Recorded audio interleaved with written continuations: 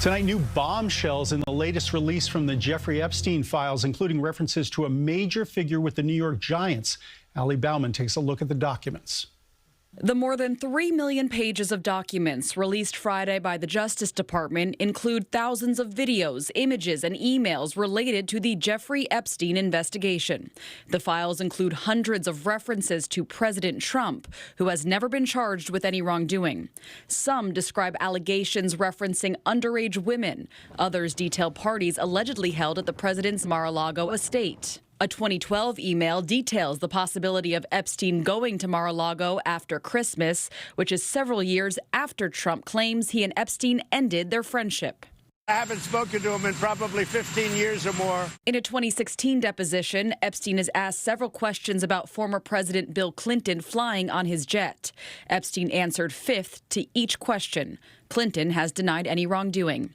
In another email exchange from 2013, co-owner of the New York Giants, Steve Tisch, asked Epstein for details about a Ukrainian girl he had met at Epstein's house.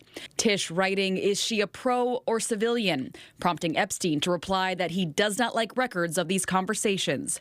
In a statement Friday, Steve Tisch said in part, "We had a brief association where we exchanged emails about adult women, and in addition, we discussed movies, philanthropy, and investments. I did not take him up on any of his invitations and never went to his island. As we all know now, he was a terrible person and someone I deeply regret associating with."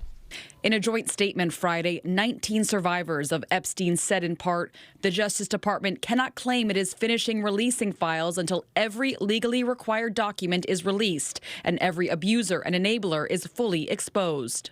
So I think that the release right now is being sold as transparency, and it is not transparent at all. The Justice Department says it withheld 200,000 documents for legal reasons. Deputy Attorney General Todd Blanche says there are extensive redactions in what was released to protect the victims.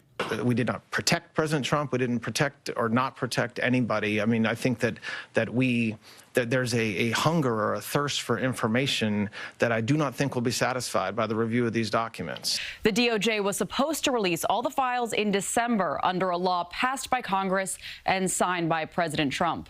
The DOJ said it needed extra time to go through the volume of material. Ali Bauman, CBS News, New York.